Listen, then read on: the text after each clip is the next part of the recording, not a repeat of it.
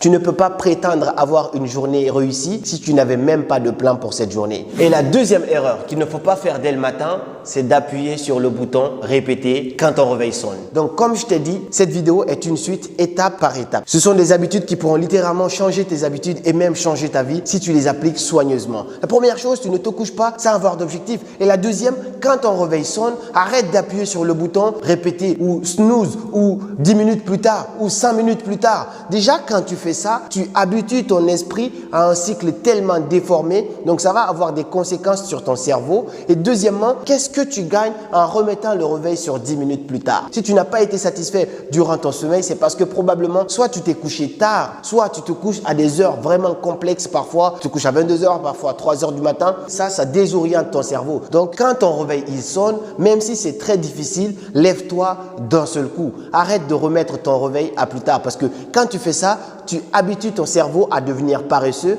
et en même temps, tu commences ta journée sur le mauvais pied parce que tu vas te mettre à râler. Oh, encore. Là, je connais des gens, ils sont prêts à exploser le téléphone quand le réveil sonne.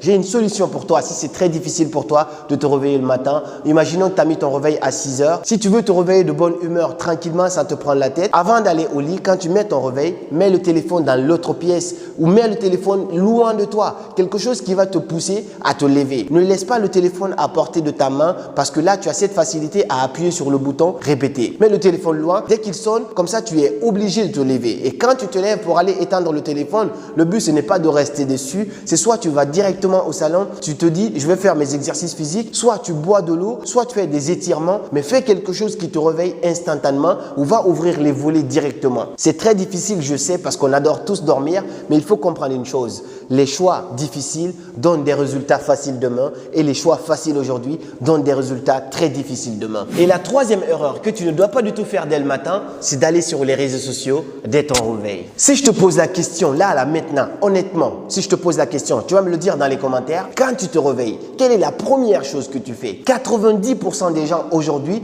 dans ce monde connecté, dès qu'ils se réveillent, ils vont directement sur les réseaux sociaux. Ils vont checker Facebook, ils vont checker Instagram, ils vont checker Twitter, ils vont regarder YouTube. Quand tu commences ta journée en regardant des divertissements, tu commences ta journée très mal. Tu commences ta journée de façon paresseuse. Donc, tu habitues ton cerveau à pas vraiment être assez productif. Quand tu te réveilles dès le matin et tu pars directement sur Instagram, sur Facebook pour voir la vie des autres, tu risques de te sentir très mal parce que directement tu viens de te réveiller et tu vas voir que Paul, il a publié une photo, il est à Dubaï, il est hyper heureux entre guillemets parce qu'il est en train de sourire. Et moi, je connais des gens qui sont limite en dépression mais qui sont prêts à mettre des anciennes photos d'eux en train de rigoler. Donc toi, tu vas voir ça, tu vas commencer à te sentir mal, tu vas commencer à culpabiliser.